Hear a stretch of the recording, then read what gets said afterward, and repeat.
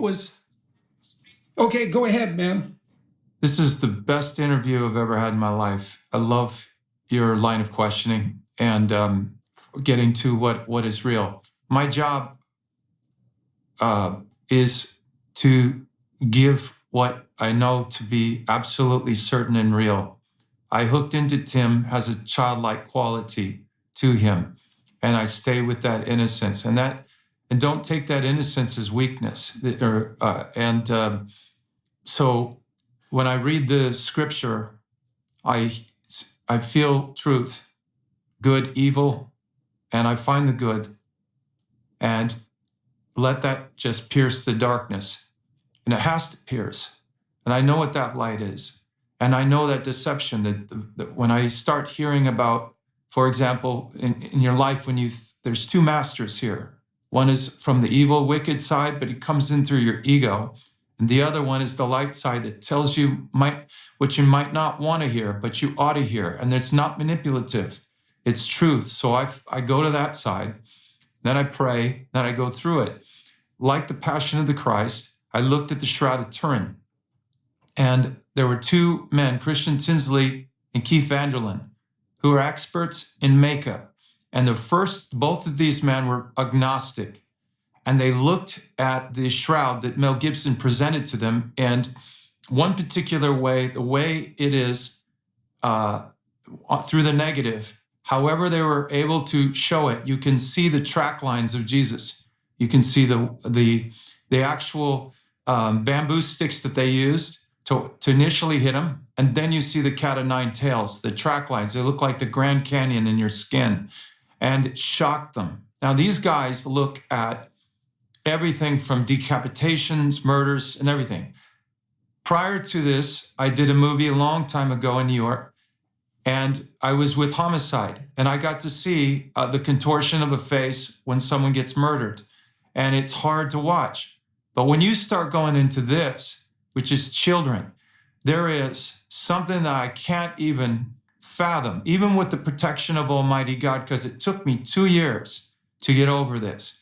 2 years, and a friend of mine, Debbie, came into the room, and at around 3 o'clock in the middle of the night, I was in a chair, and she heard me just weeping. Now, I would go into these black holes, and I have no idea, I don't remember it, but this was all of the screaming that I had to hear. I didn't want to hear it, but I had to hear it. And then I was able to transform that into the movie that you just saw when I asked Alejandro Monteverdi to move our DP to take it and show him my eyeball so you would see a 20-foot eye to see what Tim goes through to rip his heart out. Now, it's not like this is what I want to experience any more than I want to get on a cross and have my heart broken. I went through hypothermia.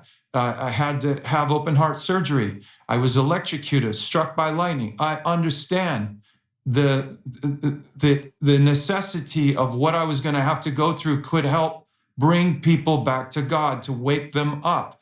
And quite frankly, more people now, Jordan, are more afraid of the devil than they are of God because they want a happy Jesus.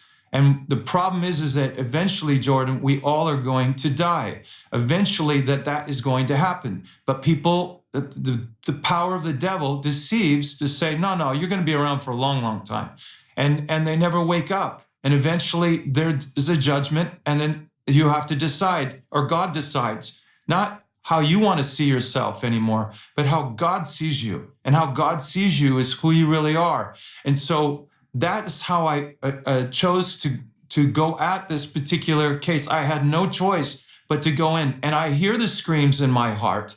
I hear the screams because of the agents that I got to work with, got to show me things. And one particular time, he says, are you sure you want to go further? But I was weeping so hard. I said, this is what Tim goes through.